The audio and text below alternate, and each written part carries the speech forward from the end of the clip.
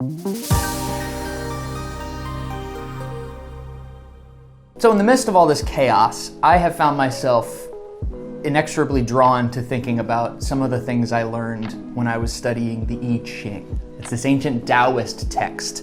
It's like 3,000 years old. It's weird, and I want to try and describe some of what I've learned in that book so that you can get some of the peace it gives me. I've actually got a copy of it right here. It's my little copy of the I Ching. This is the Richard Wilhelm Carey Baines translation. It's the best one if you want to get that. This book is weird as hell. And it's not exactly an easy read. It's not exactly the sort of thing that you just kind of casually thumb through. It's very arcane and esoteric, and if you really want to try and understand some of the stuff in here, you have to sit with it for a while. And I can't really reasonably expect most people to do that, especially in this trying time. So that's what I want to do with this, is I want to try and summarize some of the stuff that I learned in this and explain what's so cool about it. The best way I can really sum it up is that the I Ching is a collection of proverbs, but presented in such a way that you can use it as an oracle. An oracle is just any kind of system that you can use for divining some kind of secret knowledge. If you think about tarot, if you think about astrology, these are oracles that are pretty popular these days. It's a Taoist text. Actually, Taoism and Confucianism both find a lot of their original ideas in this book. These are ancient philosophical ideas about the way the world works and the way that you're supposed to live in the world. One of the fundamental ideas in Taoism is expressed in the Yin and Yang Elements, which many people are familiar with. The idea is that the universe itself is an endless dance between light and dark, masculine, feminine, openness, motion. There's this eternal dualism that Taoism applies to everything. I mean, it's literally everything that happens. Like if I wake up and get out of bed in the morning, I am a yang masculine element penetrating into the yin feminine element of my bedroom. Like you can take the symbolic concept and apply it to literally everything. Me talking into this camera right now is me pushing something at you. There's this overlay that you can basically start to see everything in the world through. The yin and the yang are not necessarily different forces, they're different patterns that take place within one fundamental force called the Tao, or the way. Kind of an interesting side note, I've heard the word flux used in quantum mechanics. People trying to have a word to describe the stuff we're in, because if you look at it on a small enough level, there is nothing like solid. There's nothing solid to this table. Everything is in this sort of constant quantum motion. And so I've heard quantum physicists use the word flux to describe just this goofiness that everything is. I think there's kind of a close 1-to-1 ratio to what's expressed when the word Tao is used in Taoism. Like, it's the flux, it's the dance, it's the soup, so to speak. But the Tao also includes the intellectual part. It includes the world of your thoughts, your inner world. It includes everything. It is the Alpha and the Omega. It's all things. So the Book of Changes is so interesting because it takes this Taoist philosophy and applies it to something more practical, something that you can use. So it's not just a collection of proverbs. The I Ching is filled with wisdom, and you could just read it front to back, and I did, and get a lot from that. But it's specifically designed to allow somebody to randomly generate one of the hexagrams in here. Much in the way that you would do a tarot reading, where you can understand all of the cards in the deck, but you're going to randomly draw some of those cards. It gives you a specific instance of wisdom for whatever you're going through in that moment. The idea is that you consult the book. The book is an oracle that you turn to when you need guidance, and it'll give you something. What I think is really cool about oracles in general, tarot, astrology, the I Ching, whatever you happen to be using, is that, I mean, I think some people think that you're trying to tell the future. It's very explicit in this book that that's not the point. It's not so much about predicting the future as it is about transforming the future. And if you think about it, when you do an oracle reading in any format, you end up with more symbolic information in your head that it literally changes the way that you conduct yourself. It transforms your future just in the act of having used it. The introduction of this edition of the I Ching is actually written by Carl Jung, and he talks a lot about how Western linear ideas about logic and how the world works are kind of at odds with this more Eastern daoist conception of the idea of cause and effect, and this understanding that there's this irrational quality to the future, that when you change your irrational mind in the present, it objectively transforms the future no matter what you think about it. You do a reading, even if you don't believe in tarot, you do a reading, those ideas are bouncing around in your head now.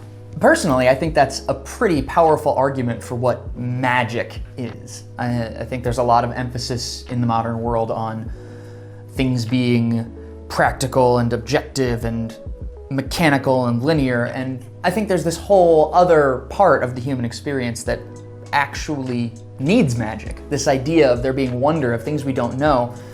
I think oracles have a potential to really bring that out. So that's something I'm really a big old nerd about.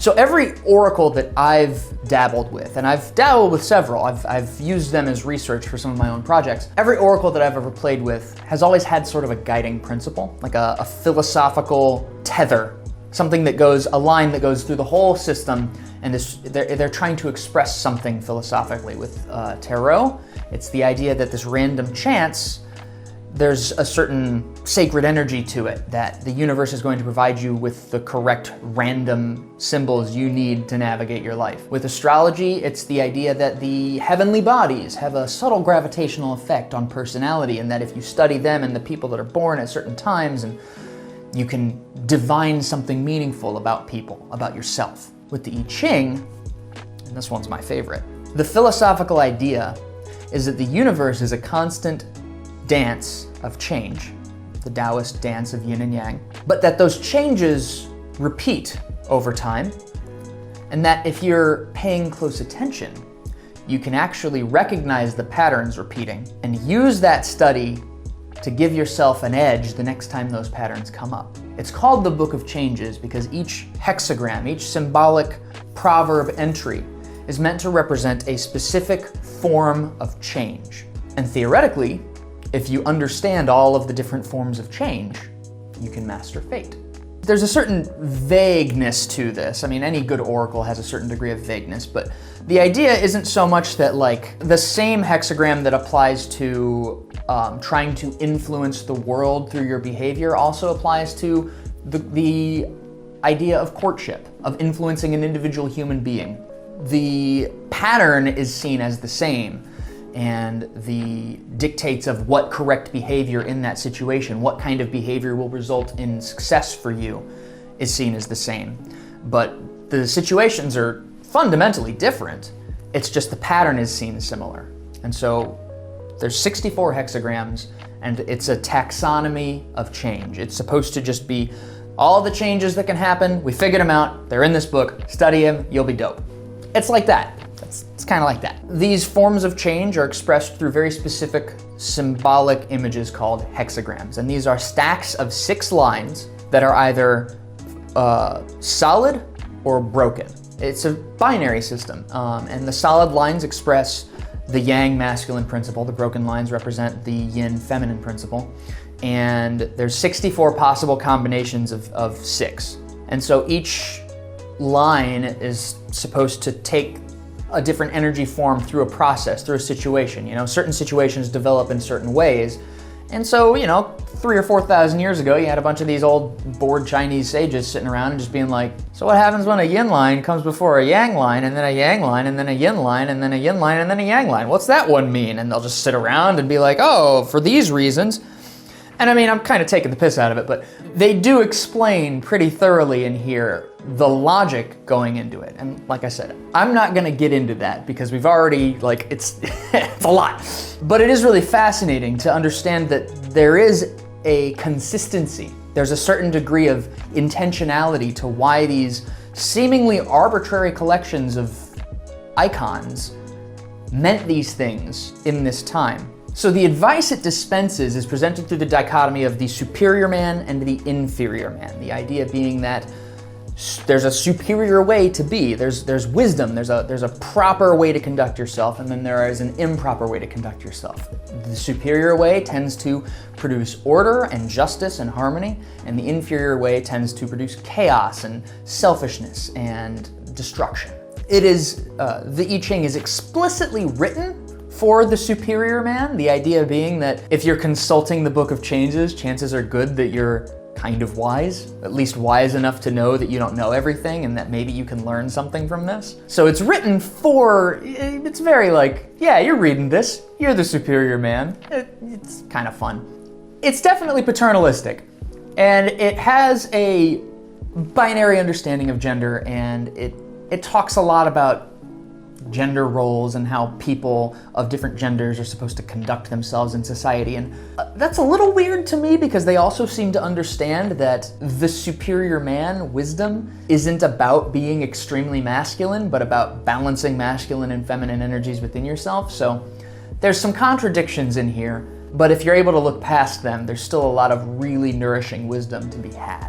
One of the most interesting things to me about the superior-inferior dichotomy is explicitly how dynamic the superior man is supposed to be. It's not seen as a noble thing to be firm your whole life. It's not seen as wise to just be a hard ass all the time. It's about responding dynamically to the situation in front of you. The superior man is not the person who is just strong forever. It's the person who recognizes that different situations in time require different responses. If you're meeting a yang moment, yin energy. You accommodate what's in front of you. It's also expressed by the martial art Aikido, the idea that the universe itself is throwing punches at you, and you can resist those punches, or you can observe what they're doing, the direction they're flowing, and flow with them, and sort of make that energy yours. People who don't respond in the appropriate way, they tend to be humiliated, they tend to be blamed for things, they tend to go through a lot of unnecessary suffering. And so that's the sort of thing that the I Ching is trying to advise against. Being a superior man is not explicitly about embodying the qualities of firmness and light all the time. On the contrary, somebody who is constantly firm, even in moments where firmness is not wise, is inferior. So to be superior in the ancient Taoist sense is just to be wise. To not put yourself into a rigid box that tells you exactly how you're supposed to behave in every situation. To understand that there isn't really a box you can put around that'll protect you from the slings and arrows of time. The world is in constant change, and change is the only constant. It's the only thing that you can depend on. You can't just come up with a list of rules for yourself and always follow them and find yourself in the right every time. I think that's one of the reasons that the I Ching has managed to survive so long, because it even presents itself in this sort of dynamic way, understanding that it's going to be read differently by different people over time. It's very clever in that sort of timeless way. You have to recognize that different moments in time call for different responses, and that a yin moment requires a yang response. To meet a yang moment with a yang response is to invite unnecessary suffering and destruction into your life. So reality itself, or the Tao, is in constant flux, constant change. And those changes apply on all sorts of different levels. They apply on interpersonal relationships. They apply on campaigns for social change. They apply on cosmic scale destruction events in the sky. Like, they're everywhere. You can see sort of an as above, so below recursion of these same patterns of change. Every level of experience, every level of reality is said to correspond to the Tao and to the universal law which it expresses. Universal law, physics, is expressed differently by all sorts of different spiritual traditions. Depending upon which one you are most drawn to, you're gonna think about it a little differently. Now we're getting to the juicy stuff. So depending on your cultural background, you've probably absorbed some pretty ground level assumptions about the nature of the world and of reality. And a lot of them you might not have even had the chance to examine. Case in point, I heard the term evangelical atheist recently, and I was a little confused because evangelical, atheist, those words don't normally go together. But when somebody explained it, it made perfect sense. An evangelical atheist is an atheist who was raised in the evangelical Christian faith, who feels this need to preach atheism, to go and tell other people to be atheist and convince them of their rightness. And it's an interesting thing because they're attempting to reject things they learned in childhood. Indoctrination, what have you. They're attempting to take ideas that were put into them at a very young age about the nature of God and reject that, but the way they're doing it is not actually at odds with the things they learned about the value of evangelizing. And I only say that to point out that we learn things when we are very young that manifest in our behavior when we are older, and we don't notice the connection. We don't understand that, an evangelical atheist, for instance, to truly reject the things that they learned in childhood, they would need to stop evangelizing, and yet they can't help it. They want so badly. They have ascribed a sort of sense of self-worth, a sense of purpose to getting other people on board. And that's something you learn when you're very young. And I only say that just to point out how things that we absorb in childhood manifest in our behavior in ways that we don't realize or examine. Maria Montessori, in her book, The Absorbent Mind, expresses this idea. It's an older concept coined by Richard Seaman called meme. Just this notion that when you are very young, your brain forms a baseline understanding of reality that becomes very hard to change when you're older. And it manifests in all sorts of unpredicted, unexpected ways. These little subtle assumptions about the world are expressed in your worldview later on, the seed of which rarely gets noticed. You just sort of assume things about the world without realizing where that comes from. And one of the big differences that I noticed in an Eastern daoist Confucianist philosophy like the I Ching versus the more Western philosophy I grew up with in the United States, with Christianity, all that, is the idea of endings. The idea that the world ends. In Taoism, there's no assumption that the world ends. The Tao, the way, this dance of light and dark, is seen as this eternal. It's the eternal Tao. Even if you think about multiverse theory and our universe coming to an end and heat death and all that, there'll be another universe that springs up. Like, the idea being that every beginning is an ending, and every ending is a beginning. That's very thoroughly, it's saturated. This is saturated with those ideas. The Western world that I grew up in, the Western, almost always seem geared at goals. They seem geared at where you're trying to end up. What is the end of the story? Why am I here? What am I aiming at? Everything from the Christian conception of heaven. Life is meant to be lived so that you can get to heaven. You live in a certain way so you can live eternally at the end. The Bible is written in such a way that it's all leading up to the great final battle between good and evil. Even more mundane things, like our ideas about retirement. If you work your whole life at a job you don't particularly like, so that you can one day retire, you're thinking in a very similar philosophical way to the way that these theological ideas are presented. And these kind of are seeped into our culture and have bled through in all sorts of ways we don't recognize. It's like our cultural name, our cultural baseline. And that's really what I'm getting at here.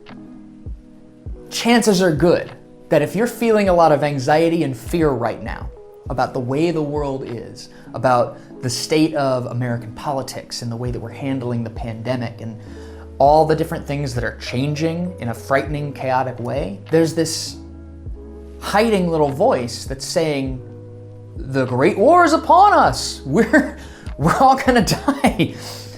That everything is things like climate change looming, things like the threat of nuclear proliferation, all these different things are constantly sort of affirming this idea deeply held in our psyche that everything is coming to its end and that everything, once it ends, will be over.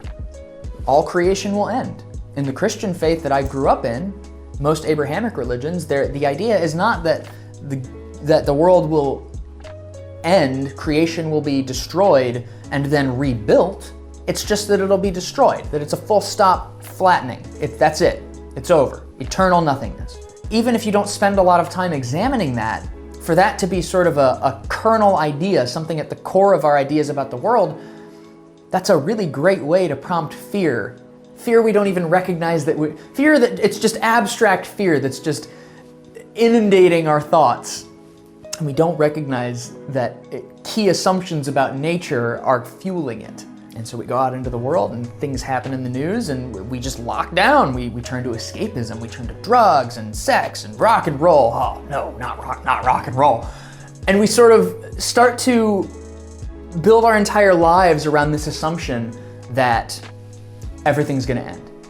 Even people who reject the Christian faith, even people who become agnostic or atheist later in life, there's a lot of this presumption of nihilism, of the universe having no point, of there not being anything we're going towards except darkness. And that's kind of crushing to the human spirit. And that's one of the big reasons why I love this book, because these ideas don't have to be the assumed truth about reality. You don't have to just take it for granted that everything's just gonna end. Because even if your human life will, even if your perception of reality will come to a close, isn't it comforting to think that it's eternal? Isn't it comforting to think that it's just one blip in this never-ending dance between light and dark? And that's not even really the main thing I wanted to talk about with this video. It's something that I wanted to lay the groundwork for before I went to the next. I wanted to illustrate the differences between some of the ancient Eastern conceptions of how the universe works and some of our Western assumptions of how it works, and show how you can dabble in other ideas and broaden your understanding in a way that makes you feel a lot better about where we're at. There's other parts of our assumptions about God and divinity and the cosmos that can manifest in destructive ways too. Alan Watts says in his masterpiece, Nature, Man, and Woman, assumptions about God being separate from reality, about divinity being somewhere else and not being an integrated part of the world we exist in, really affects the way we think about ourselves in the world. It affects the way that we feel about our sexuality. It affects the way we think about morality and crime and punishment. The idea that the world itself is a fundamentally impure, evil place that we need to purify and transcend to get to heaven at some point.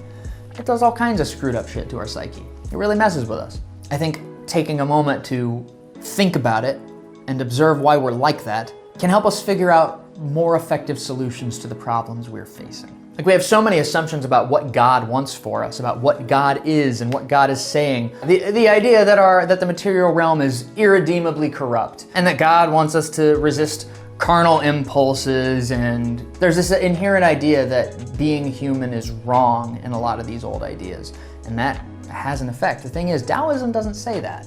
Taoism doesn't really say a lot about God's will. There's not a whole lot said about God as an entity. God is talked about in the I Ching, insofar as the idea seems to be that what God wants for reality and what God wants for people is for strong people to rise up and make the world one of justice and harmony and peace. And that it's inevitable that justice and harmony and peace will be lost, and it's the losing of that justice and harmony and peace that produces the impulse in humans to fight for justice, harmony, and peace and bring it back to the world. It's the endless dance of Tao, and there's balance. So all that exposition, I wanted to lay a little bed of shared knowledge there so that I could explain one thing in particular. There's one thing in this book in particular that I keep thinking about in this crazy, chaotic time right now. And it's the last hexagram in the text. It's Hexagram 64, and it's called Before Completion. And before completion, all the yang lines are in yin places, everything's out of order, nothing is where it's supposed to be. Up is down, left is right, superiority is punished and inferiority rewarded. It's a strange, complicated, chaotic time. But despite this, the hexagram itself is seen as auspicious. Now this is in contrast to the hexagram immediately preceding it, Hexagram 63, which is called After Completion. After completion is peculiar because all the lines are in the right place. They're all where they belong. And yet nonetheless, the hexagram is considered a warning more than anything. It's a reflection on the fact that when everything is exactly as it's supposed to be, when everything is where it belongs and the universe is in harmony, when there's perfect balance in the world and everything's great, when you're in a utopian state, the slightest change throws everything into chaos again. The slightest change throws the balance off, and you're back to square one. So Hexagram 63, After Completion, is a warning to the person that draws it that if you're in a really balanced, even time right now, you need to be super vigilant, because if you're not, the slightest change can throw it into chaos. Whereas Before Completion, the final hexagram, and the one that they very intentionally end the text with, basically says that when everything is in chaos, when everything is frightening and out of order, when powerful people are weak-minded, and when greed is being rewarded and goodness being punished, when you're in a world that seems to make no sense whatsoever, when things seem like they're at their darkest, because the universe is fundamentally one of change, things are about to take a turn for the better. If this were an outgrowth of a Western worldview where it's all about endings and all about these eternal situations that are unchanging, then this would probably be a bad hexagram to draw. The suggestion being that the time we're in right now we're doomed, that this is how it is, this is how the world is now. But because the fundamental assumption of the I Ching and of Taoism is that the universe is a constant flux, it's constantly changing, and that it's a dance between light and dark, it's moments like these, moments like the one we're in, where things actually have an opportunity, where light has a chance to break through. Darkness overplays its hand and loses its footing, and suddenly the time of light begins. Yeah, it's very easy for us to see what's going on as inevitably, invariably leading to a bad end, but I don't think it is. If you spend any time reading the I Ching, if you really sit with the lessons that are contained in it, it starts to get really hard to see world events outside of the lens it gives you. It starts to get hard to think about the world outside these terms of fundamental change and universal law. If things are really bad now, and if the one constant in the universe is change, then things are going to change really soon. Most of our models for reality are based on one particular story that is kind of limiting in its scope, but there's other stories out there. There's other ways of looking at the world. So much of the fear, the anxiety, the dissatisfaction, the sadness that we feel is an outgrowth of an unexamined story that we haven't spent any time exploring or trying to understand why we think it, why we assume it. Finding other stories out there, finding these strange books that nobody really talks about. You don't really hear. I had to find this on my own, right? Like, I only found out about the I Ching because I got really interested in designing oracles, and I found out that this was one, and then I read it and it kind of changed my brain entirely. It would be nice if we had a culture that sort of encouraged and rewarded the exploration of all sorts of different mediums and spiritual conceptions and the study of different cultures and what have you, but we kind of don't. If you just kind of operate on autopilot as an American kid, you're going to go through school, you're going to probably not enjoy it, and then you're going to go out into the world and just kind of fuck around, just play some video games. But there's some really cool, really interesting stuff out there that can change your future entirely. What Hexagram 64 tells us, what I got from it, what Hexagram 64 advises, is that in times like this, in times of great peril and chaos, the best thing we can do as individuals is hold fast to our principles and come together. Come together as people, come together as communities, and look out for one another. Understand that this time is only as dangerous as we make it for each other. This time is only as dangerous and horrible and frightening as we want it to be. It is auspicious if we're able to recognize that it is auspicious. It is a good time because things are transforming now. The chaos in the system will shake out into some form of order or another at some point. And it's up to all of the people that find themselves in it to determine what that order is going to look like. So in a time like this, I think that there's nothing more transformative or powerful that we could be doing right now than talking about the kinds of stories that give hope and possibility and expand our ideas of what the future could look like. It doesn't have to be doom, gloom, and apocalyptic. It doesn't have to be the world's coming to an end and we're all gonna die. All of this chaos can be an opportunity to transform it into something new, something that could last for generations. A way that we could come together and find a way to make our impact on this planet a more harmonious one, to make it so that our ecosystem doesn't strangle us because we're strangling it.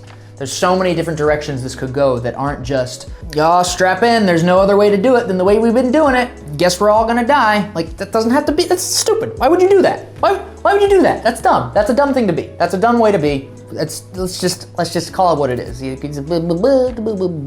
There's other ways you can think about the world. Stop it. Evil times are not defeated by good individuals. They're defeated by shifts in consciousness on a broad scale. One person doesn't come up and save the day. One political leader doesn't rise up and change the world. Those people can only rise up when there's been a shift in the global consciousness, in the way that people are thinking about the problem. And we have more tools at our disposal now than we've ever had. We literally, don't take it for granted that I'm talking to you at some future date from when I'm actually speaking, that I'm talking to you through a camera put onto a global communication network that gives every single person connected to it access to all human knowledge. When the hell has that happened before? That's incredibly empowering, but you have to see it as such. You have to understand that these ideas can move at the speed of light, and you can transform consciousness at the speed of light. All you have to do is understand that that's possible now. This is a natural cycle that we don't have a whole hell of a lot of control over, this rise and fall of civilizations and this chaos in the system. It's a natural cycle. We don't have a lot of control over it. We do have control over our perspective. We have control over how we choose to contextualize it, and the feelings and thoughts and creative ideas that context prompts are a direct result. When fear proliferates, people tend to act in a way that produces more fear, not less. They become more selfish, they think more scarcely, and that spreads. But the same is true of love.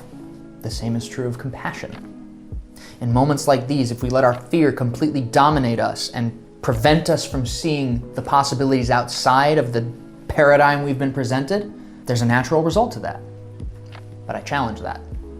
I think there's a lot more power to be had for all of us in seeing that this moment is an opportunity for spiritual growth on a scale that has never occurred in my lifetime. And for all the fear and all the things that are scary and painful and the suffering that this is inevitably going to have. You know, I'm not sitting here assuming that this is just gonna be flowers and sunshine. No, it's gonna suck.